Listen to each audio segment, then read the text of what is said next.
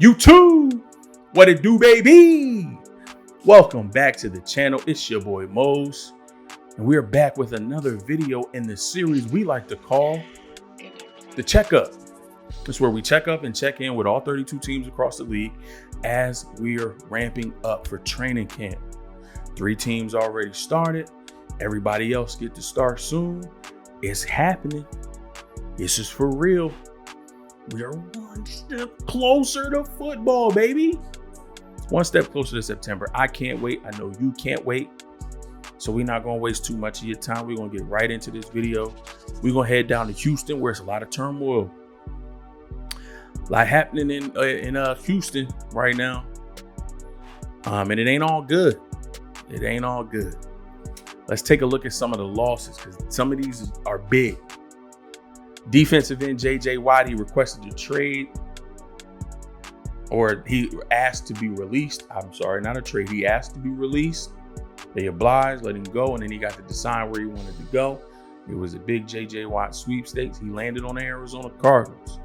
Don't like him for that choice, because I don't want to see J.J. Watt twice a year, but J.J. Watt got health concerns. He's consistently been unhealthy. So I may not have to see JJ twice. It may only be once. It may not be at all. I'm not wishing injury on a player. Moles don't do that. We don't do that over here in Moles Knows. We don't wish a player get injured. However, we will be analytical. And the statistical probability that JJ Watt will not be available for both games against the 49ers is very high. So we're going to ride with that. And hopefully I don't have to see him twice a year. But if we do, it's all good. It's all good. Our offensive line better step up. I'm looking at you, Mike McGlinchey.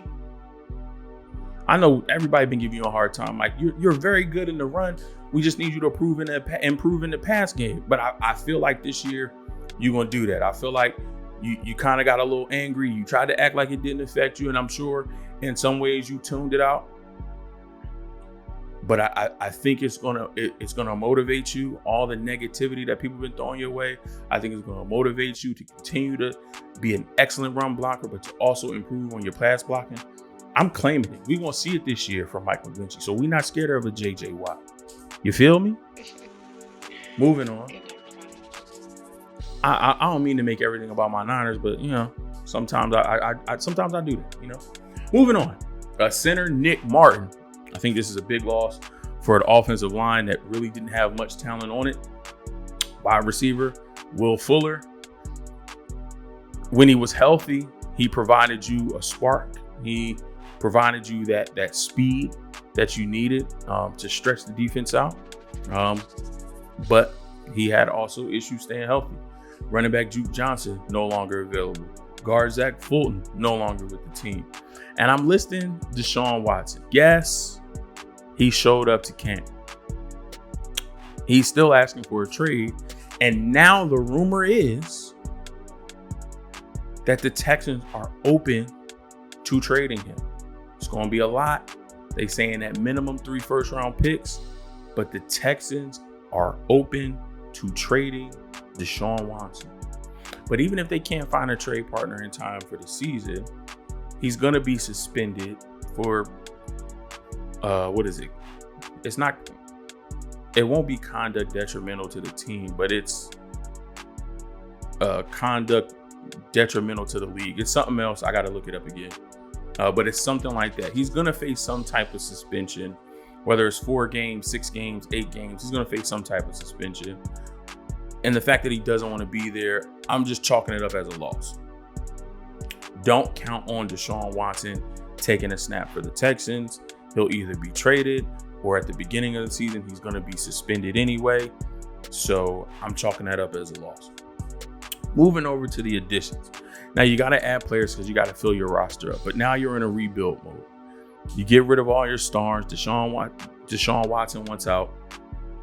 You got to find some way to replenish. So you already have running back David Johnson. We'll talk about that in a minute. But you add Mark Ingram. That's cool because you got rid of Duke Johnson. But then you also add Philip Lindsay. Now, I understand running back by committee, but do you need Duke Johnson, Mark Ingram, and Philip Lindsay? And to me, not Duke Johnson, David Johnson, Mark Ingram, and Philip Lindsay. And to me, David Johnson and Mark Ingram are kind of the same, kind of a similar bet. So I would go with Philip Lindsay because he provides you speed. If you think of the phrase that they like to use with power back and speed back, thunder and lightning, you stay with David Johnson. That's your thunder. You got Philip Lindsay. That's your lightning. To add Mark Ingram to that mix, now I think that running back room is crowded, and I think that's a roster spot that could go to another position on the team to help improve and add depth. But they added both of those dudes. You sign cornerback Desmond King, probably is going to come in and be a slot corner for you. You add guard Lane Taylor, depth on your offensive line. You add Marcus Cannon, he's coming from the Patriots, so you know he has the pedigree. And then you draft QB Davis Mills. I think you draft QB Davis Mills with the notion that, hey, Deshaun Watson is not going to be here. Whether he's traded, whether he sits out, whether he's suspended, he's not going to be here. He's not going to be taking snaps for us. We have to make sure the position is sustainable right now and into the future. So you draft a guy like Davis Mills in the 3rd round. Let's jump over to the starting lineups for the Texans offense and defense. Here's what I think it'll look like. Starting the season out, I didn't make the change here. And I should have checked that before I started this video. It says Matthew Stafford. That's not who that is. This is Tyrod Taylor. So I think in the beginning of the season, they're going to start with Tyrod Taylor at quarterback. You don't want to throw Davis Mills into this type of situation. So you start the veteran, let him see what he can do. If it's not going well, and later on in the season, week 6, week 7, week 8, you want to throw Davis Mills in there, see what he's got, see what he can give you as you move towards, continuing this rebuild into 2022. Then that's when you bring him in. But I think they start with Tyrod Taylor. Obviously got David Johnson here in the backfield. So that's your starting running back. But they have 2 other running backs. So this is going to be a running back by committee job. Looking at the offensive line, the only lineman I'm confident about is Laramie Tunsil. I'm surprised he hasn't requested a trade yet to get out of Houston and get to somewhere where he can really use his talents and win. Next to him at left guard is Max Sharping. It makes sense for Cole Toner to be the starting center. Obviously, you see here, I was going to roast Houston. Because Tyrod is still in his Chargers uniform, and so is Cole Toner. And Marcus Cannon is still in his Patriots uniform. And you'll see on the defensive side, some of their additions are still in previous uniforms. When I was looking for these photos, I looked everywhere. And Houston doesn't have updated photographs with all of their players in the new uniforms. But other teams that I'm doing this for, they got all new updates. So I was going to roast Houston. They're going through a lot of turmoil. They're going through a lot of change. It's not a good situation in that organization right now. And it's even trickling down to the media department and getting updated pictures. But they're not the only one, so we're not going to roast them. But it makes sense for Cole Toner to be the starting center because he has familiarity with Tyrod Taylor from when they were with the Chargers. So that should be an easy transition there. Is Cole Toner a good center? I don't think so. But when you talk about QB center exchange and familiarity there, I think this is just a natural transition to have Cole start since you're going to start Tyrod. You got Marcus Cannon, a veteran, pretty good offensive lineman at right guard. And then you got Titus Howard at right tackle. Weapons on the outside, Brandon Cooks, wide receiver 1, Kiki QT, wide receiver 2. You got Randall Cobb in the slot. Decent wide receiver core. I think you're going to see a lot of Nico Collins because he's going to give you that bigger body, 6'4". He's going to be able to, be that big body on third downs, give you that big target in the red zone if they even get down that far. And then I have Jordan Atkins starting at tight end just because he's a veteran. He's been in the league. He's been in this system. Well, it's going to be a new system since we got a new head coach coming in, but he's been with the team. He's a veteran. He adds some